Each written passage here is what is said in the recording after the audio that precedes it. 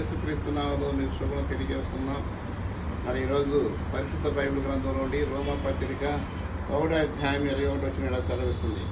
మరియు వారు దేవుని ఎరిగి ఆయన దేవుని మహిమపరచలేదు, కృతజ్ఞతాస్తులు చెల్లించలేదు, కానీ తమ వాదన చేత వ్యక్తులై ఉన్నారు. అంటే దేవుడు మనకు ఎంతో సహాయం చేస్తున్నాడు, మన కాల్చి కాపాడుతూ భద్రపరుస్తూ సంరక్షిస్తున్నాడు.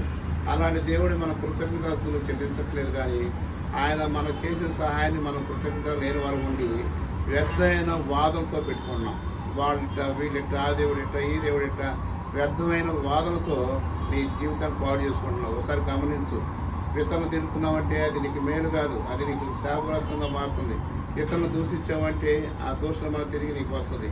ఇతరులు దూషించకూడదు. అందుకని ఇక్కడ అన్నాడు ఏమన్నాడంటే 21 వచనంలో కృతజ్ఞతలు చెల్లించలేదు, కానీ తమ వాదముల యందు వ్యర్థులైరి. అంటే పనికి మాలిన మాటలు, ఇతరులను బూతులు ఆడటం, ఇతరులని అపహసించడం, ఇతరులను ఏహేళన చేస్తాం, అది నువ్వు గొప్ప అనుకుంటున్నావు. జాగ్రత్త. ఒక దినాన్ని ఉంది, ప్రభువైన యేసుక్రీస్తు వారు మనం తీర్పు ఉంది. అక్కడ నిత్య అగ్ని, నిత్య నరకం ఉంది. అది తప్పించబడు.